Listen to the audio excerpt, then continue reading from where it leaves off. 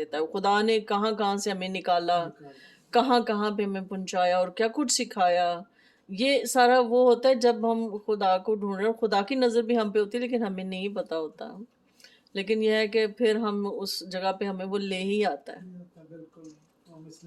اور بالکل جس طرح سے جو کہتے ہیں نا کہ جو خدا کو سچے دل سے ڈھونڈتا ہے پھر خدا اس کو اپنی پہچان دیتا ہے.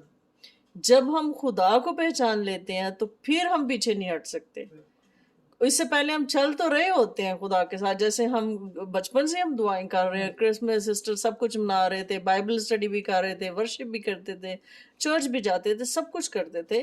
لیکن اس وقت تک وہ ہمارا ایک پروسیس عمل تھا سیکھنے کا، لیکن اس وقت تک ہم اس خدا کو پہچانے نہیں تھے.